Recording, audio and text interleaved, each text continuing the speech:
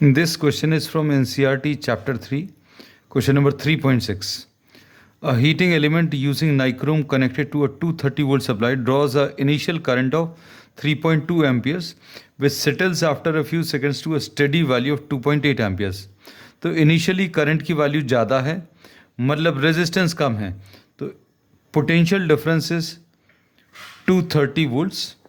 Initial current I1 is 3.2 amperes which reduces to a final current of 2.8 amperes. अब इसमें current अगर decrease हो रहा है, करंट डिक्रीज हो रहा है मतलब रेजिस्टेंस इंक्रीज हो रहा है. अब रेजिस्टेंस इंक्रीज होने का एक रीज़न टेम्परेचर है. What is the steady temperature of the heating element if the room temperature is 27 degree Celsius. तो इन्होंने बोल दिया initial temperature is 27 degree Celsius. T2 final temperature अभी हम लोग कैलकुलेट करना है. And the temperature coefficient of resistance of nichrome averaged over the temperature range involved is alpha की value 1.7 into 10 to the power of -4 पर degree Celsius दिया हुआ है. अब इसमें initial resistance R1 will be equal to V divided by I1, मतलब 230 divided by 3.2. We are not solving this, हम इसको ऐसे ही छोड़ रहे हैं. बहुत सारे कैलकुलेशंस इजी हो जाते हैं अगर आप कुछ कैलकुलेशंस एंड के लिए छोड़ दें. Final resistance R2 will be equal to V divided by I2. V कितना है 230 volts divided by I2 is 2.8 amperes. अब इसमें जो फॉर्मूला यूज होगा that is R2 is equal to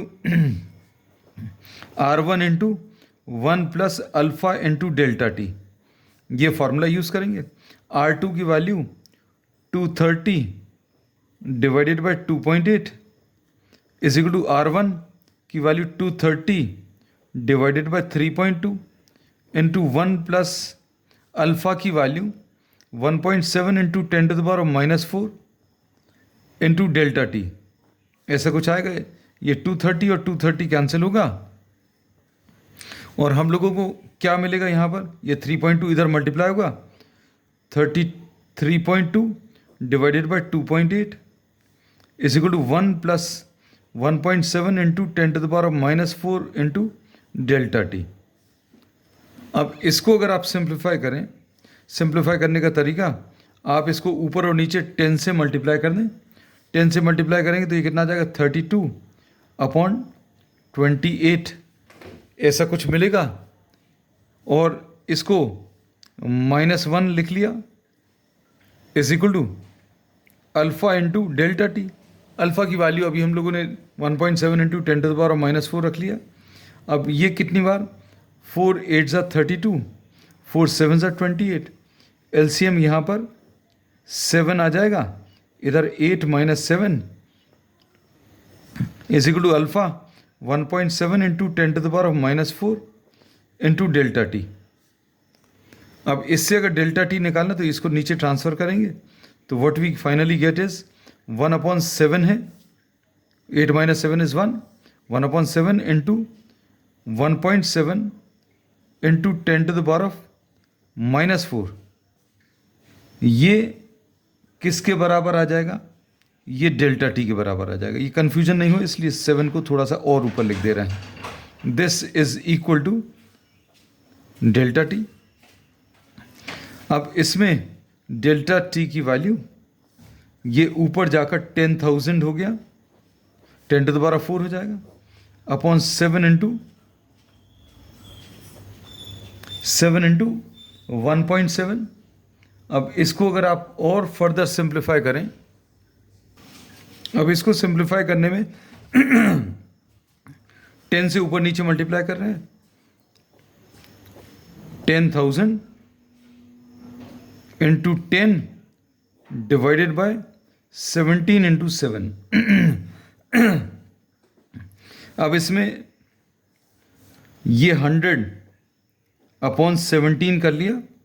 100 upon 17 into 1000 divided by 7.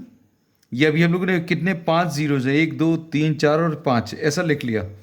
What will do, will simplify this. इसको simplify करें.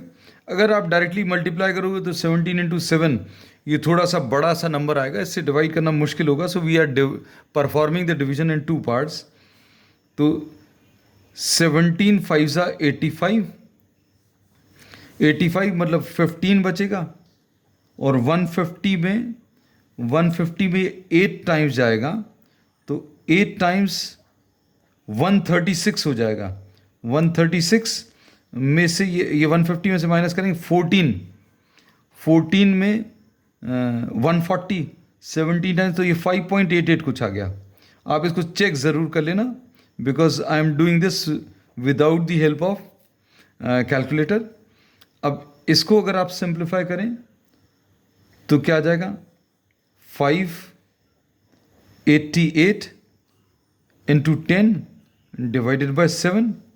अब ये कितना आ जाएगा, 7 8 ज़ा 56, 7 8 ज़ा 56 हो गया, 2 बचा, 7 4 ज़ा 28, और तो यहाँ पर कितना, 7 8 ज़ा 56 एंड 7 4 ज़ा, तो ये 840 आ गया. सो डेल्टा टी इज 840, और delta T is T2 minus T1 is equal to 840.